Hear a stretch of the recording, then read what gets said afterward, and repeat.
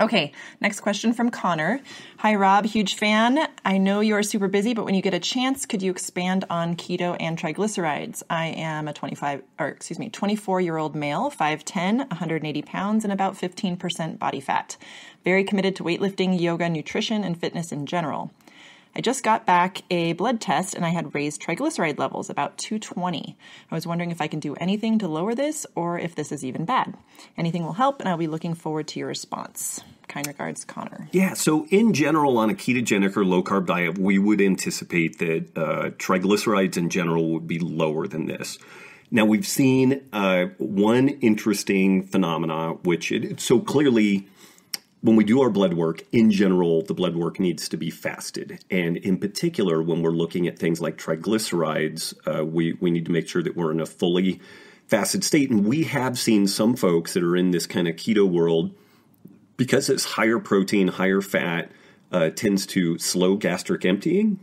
Sometimes folks will eat a meal the night before, and it still has some spillover effect the following day. So we've kind of noticed that. And so for some people who are following a ketogenic diet, and you see something like this, what I would recommend is at least maybe a 15 to 16 hour fasting window as a recheck, just to make sure that we're not actually seeing some gut-derived triglycerides spilling over into circulation and kind of skewing this thing in the wrong direction.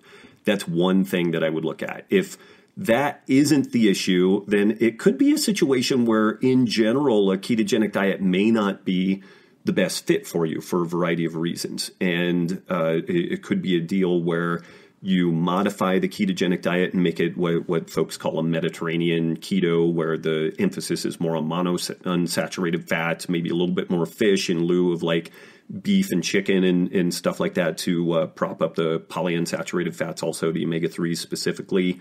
So those are kind of two thoughts. One is get that blood work rechecked and make sure it's about a 15 to 16 hour fasted window, and maybe don't do a super heroic meal before that testing, so that we're sure that you're really in a legitimately fasted state. And then the other part of that, if that doesn't address the issue, then there may be some not perfect fit here. And that honestly, the triglycerides up in the 220s, if you check out some of Marty Kendall's work over at optimizingnutrition.com, he makes a really compelling case that we want to see as little circulating energy substrates as we can. And it's a really fascinating kind of engineering perspective on the way that both stored and circulating energy molecules are handled. And when do we see really nasty problems? When we see super high blood glucose levels, when we see high circulating lipids and stuff like that. And so these elevated triglycerides can contribute to pro-oxidative stress on the LDL particles, and then this oxidized cholesterol is really a problem. So there is a compelling reason to figure out how to bring that down. And if just reintroduction of some carbs, addresses that, just swapping those out for a little bit of the fat, that could be a way to tackle it. The fat quality may be an issue again. Like some people notice an elevation in either triglycerides or lipoproteins with dairy and other saturated fats. So those are some of the things to play with.